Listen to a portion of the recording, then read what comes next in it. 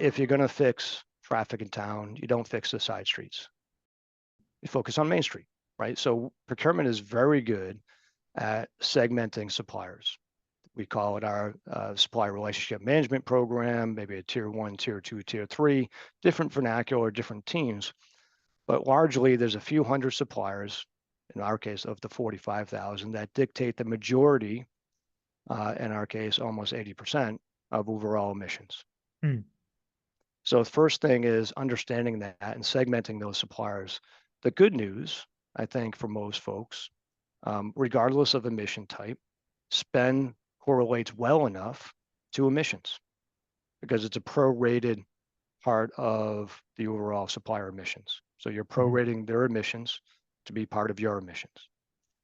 And if that being said, spend is a good surrogate initially. So if that's all you have is spend data, you can start and then segment that spend data down into the couple of hundred suppliers that dictate a majority of your overall spend, which will roughly correlate to emissions. Not one for one, but close enough to make an impact.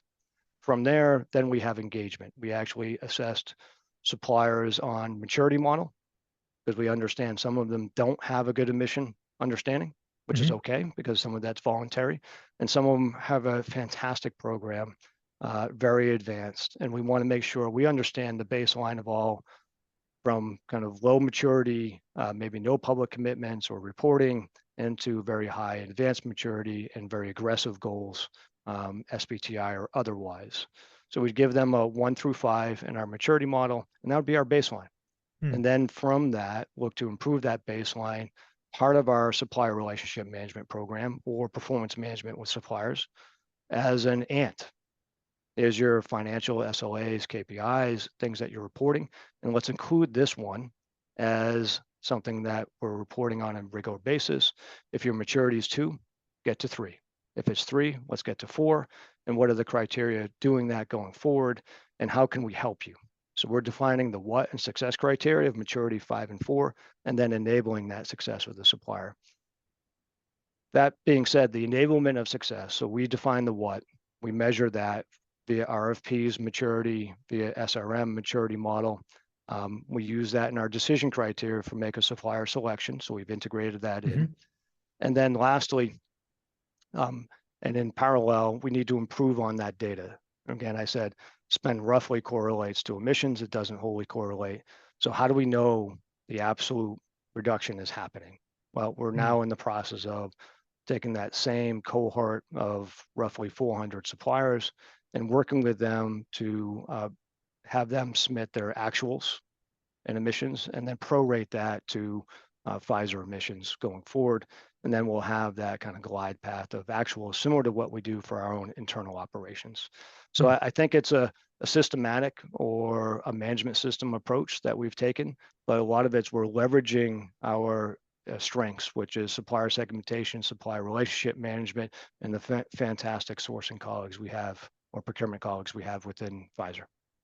Are there financial incentives tied to that for the suppliers then? So if they go from, 1 to 2 or 2 to 3, say? Yeah, we've debated that quite a bit. I've actually talked about that in conferences. Difficult to tie a financial incentive to it.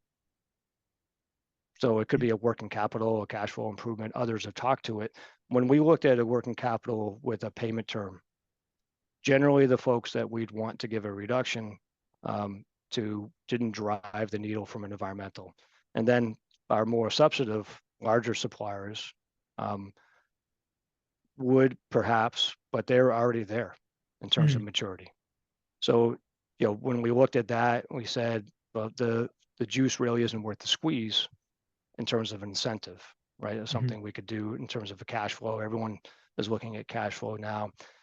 What we've done instead, rather than direct, is to support through Pharmaceutical Environmental Group, PSCI, and other initiatives, cross-industry collaboration. So through PEG, they have stood up a program called Energize. And Energize is run by Schneider Electric as a independent third party, and they will provide free renewable energy training to any of Pfizer suppliers or any other company that signs up to that consortium cross-industry group. So Hmm. we pay a nominal fee for that annually.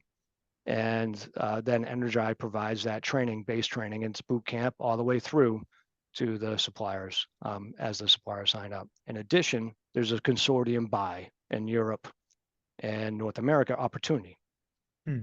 So when we look at that, that way we can help them aggregate their own spend, get leverage, and use a professional third party to help move over on what could be maybe a virtual power purchase agreement or some other opportunity.